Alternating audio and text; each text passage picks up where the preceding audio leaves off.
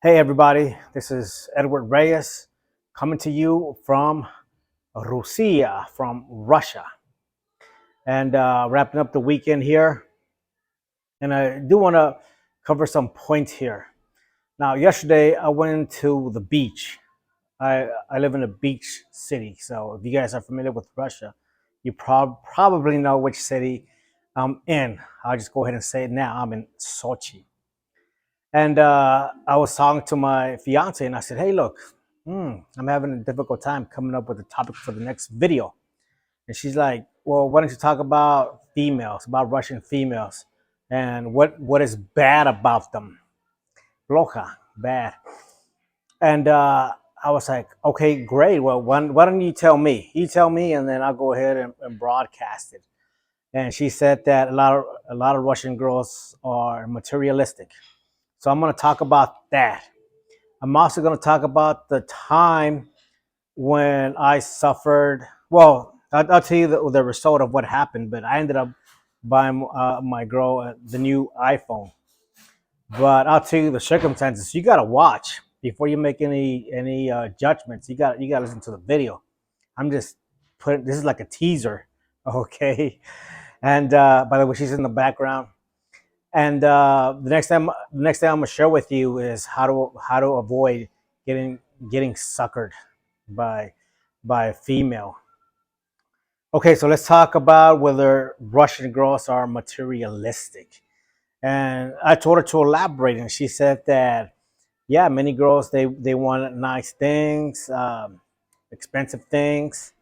And I was like, well, what percentage? Because in my from my personal experience, I don't know if I've been lucky or whatever, but a lot of the girls that I've dated, they're not materialistic to the point where I'm like, I've offered money before when it was like coronavirus, when everything was closed and there was no jobs and the girl would refuse it. I mean, I've been in those situations, but I've also been in situations where, with females that are materialistic, and those are usually the younger ones.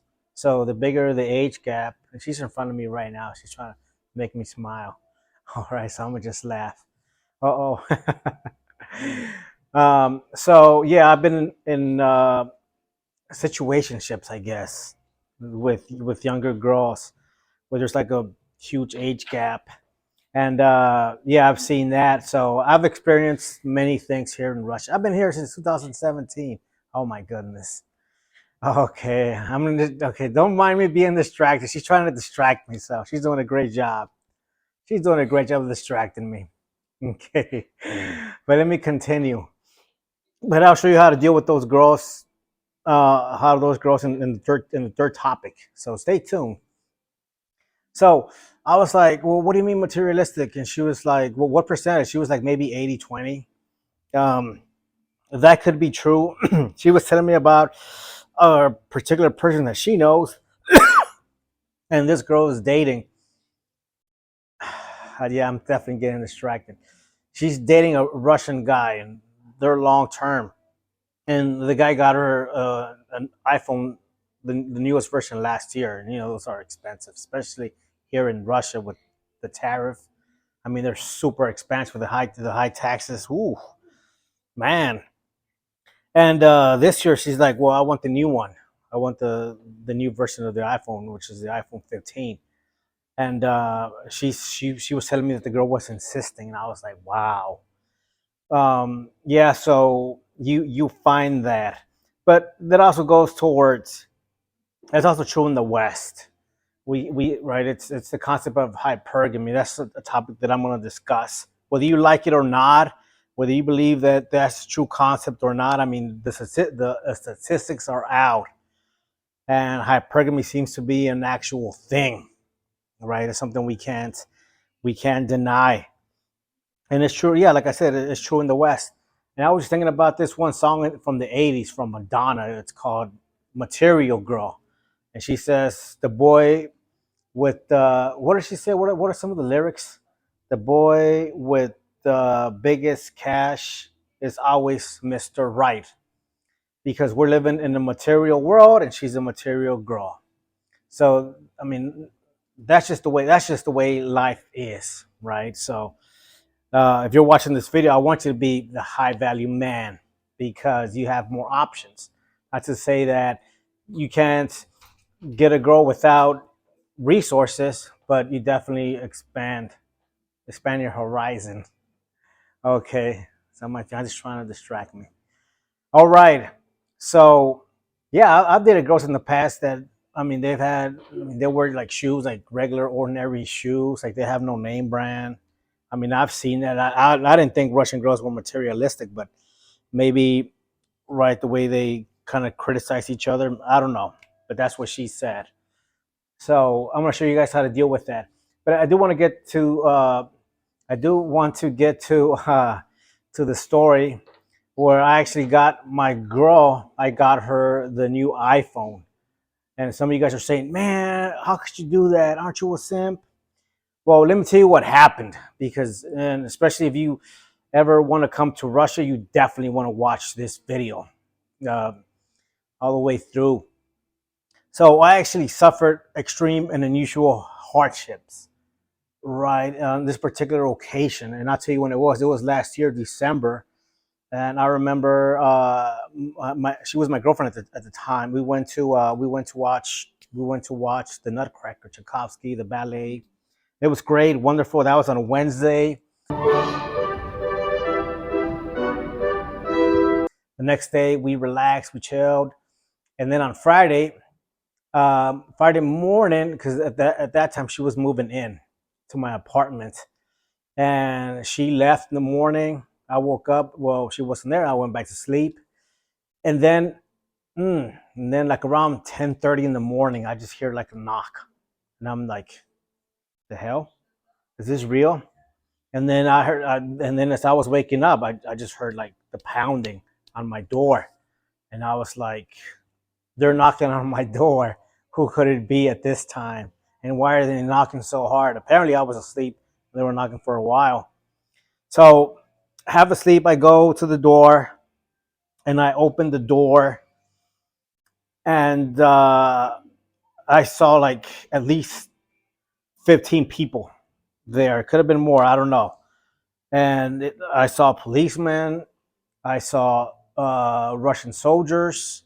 I saw men in suits. I saw women in too. It was just a variety of people, and they all had their own roles. And they're like, "We come to execute a search warrant against you."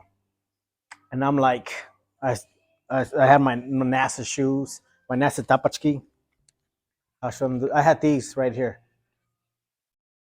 NASA, right? So USA, you guys know how like I'm an American living in Russia, and that's exactly the first thought that came to my mind. I'm like, there's a war going on, and I'm an American, and I guess this is part of the game, part of the routine. So I just said, "Hey, come on in," and they were cordial. Um, I was not put into custody. They did perform a thorough search of my premises, and they did confiscate electronics, including my computers and my iPhone. So, dude, I love my iPhone. Was like, man, I had like it was the iPhone 13, and yeah, I mean it was like the latest model at the time, I believe, or it was like anyway, it was close to the latest model. I don't know, but it was my phone. It was my phone, and I was in Russia. And that phone was like it was great. It was fantastic. Then it was gone. Um, so I'm not gonna get into the details as far as the search warrant is concerned because I guess it's still going on. I mean, even though it was a year ago, I still haven't gotten my equipment back. So I mean, I guess it's an ongoing thing. I guess it's related to the war. I am an attorney. I don't know if that had anything to do with it. I don't know. I just I don't I didn't commit any crimes at all. Right. I don't have any drugs in my home.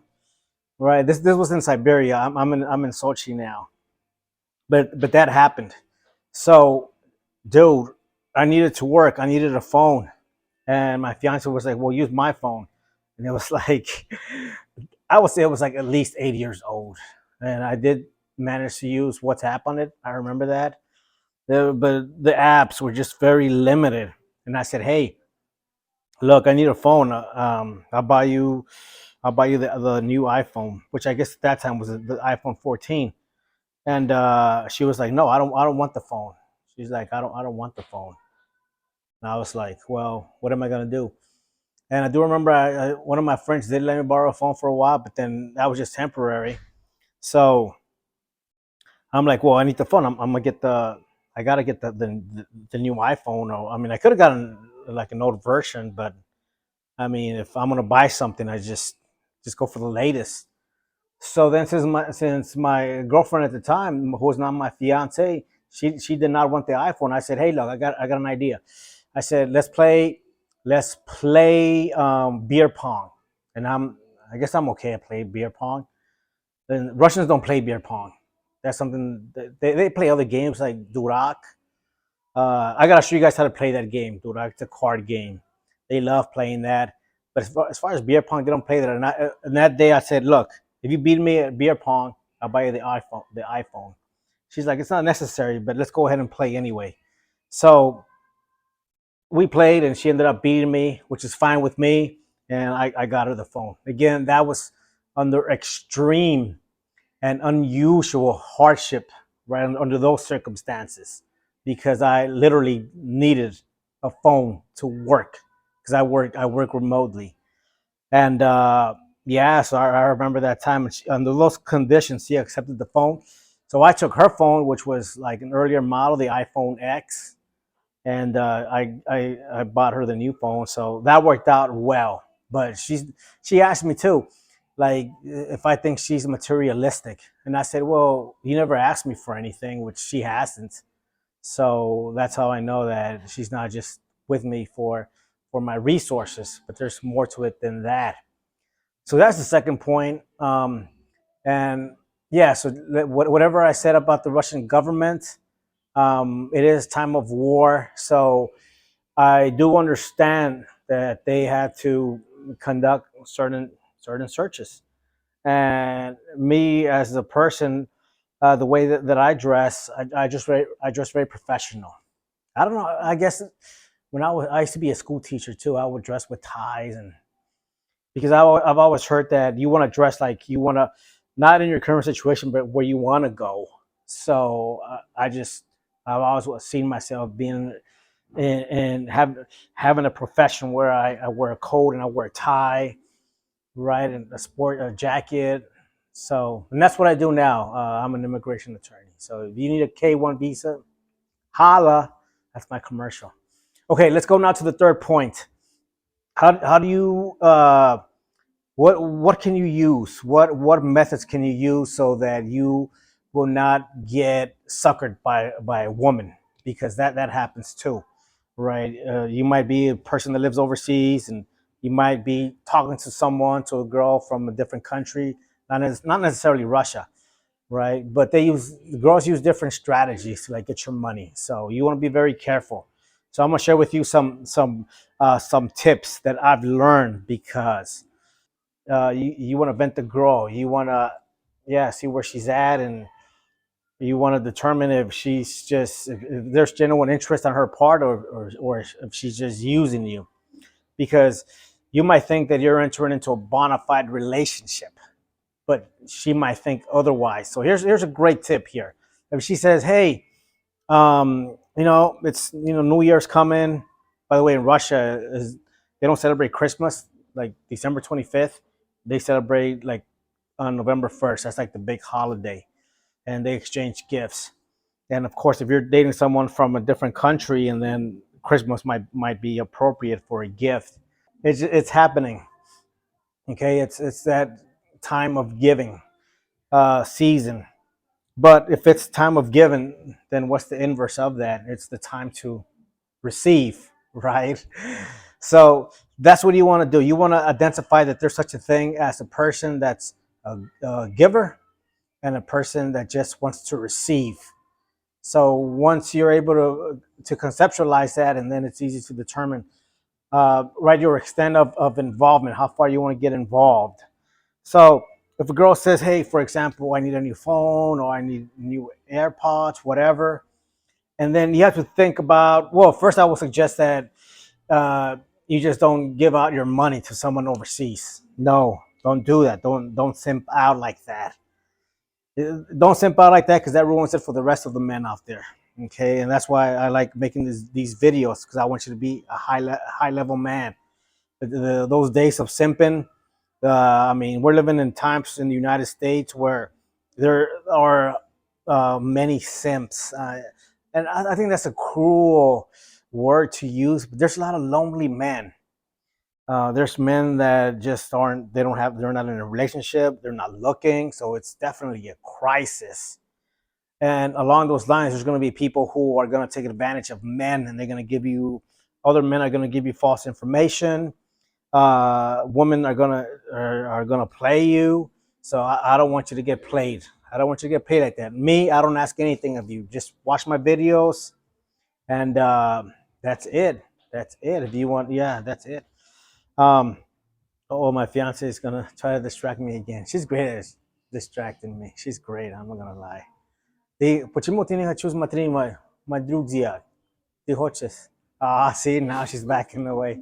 I asked if she wants to say hi to you guys. I might, yeah, I might have her on video soon. Oh, okay, but not, yeah, not this week. Um, so yeah, she ruined my train of thought there. So yeah, you want to determine whether the girl's a giver or she's just taking. So if that's what you want to determine. If she just says, hey, give me this, give me that, send money, and no, just cut it off, especially if she hasn't done much for you. Now, if you live in the same country, which is what I suggest, you become a passport bro and you move to a different country and you're actually in the same community, in the same city, and then you're going to get a chance to know, you're going to get a chance to determine whether she's a taker or a giver. The clues there are whether she does things for you without you asking. But a dead giveaway is. I'll give you some signs here that are dead giveaways that she's a taker. If she says "I love you," like between like maybe like after 2 or 3 times, I mean, come on, a girl's not gonna fall in love with you like in 2 or 3 times that you interact with her. So then that's when you know that that's not real. Okay. Now, another thing that you want to gauge is the social media. Is she posting you on social media? If she's not, if she's out there saying, "Hey, I'm single," then you know you're just getting played. So yeah, you wanna avoid that. Uh, the inverse. That's the second time that I use that. Okay, if you're with a girl and she posts you on social media and you don't give her anything, and that's what happened with my fiance. She didn't give me anything, and she posted me on her story and all that. So I was like, oh, that's cool. Like, I mean, that was comforting. So yeah, I knew I had something great there. So yeah, you want to just be conscientious of that. Um, let's see, any other signs? Well, yeah, I guess. Yeah, you'll just know like if she invests growth out of here, like if they invest, for example, they want to give you a gift and it's not too expensive, but they spend a lot of time doing it, thinking about it, and it's very unique, right? Then that's a good sign. That's a great sign. In other words, it doesn't have to be like an expensive gift that she's giving you in order for you to realize that she's a giver, and that's the kind of girl that you want. Okay, so with that said, I hope you enjoyed this video. Thank you for watching. Until soon. До свидания.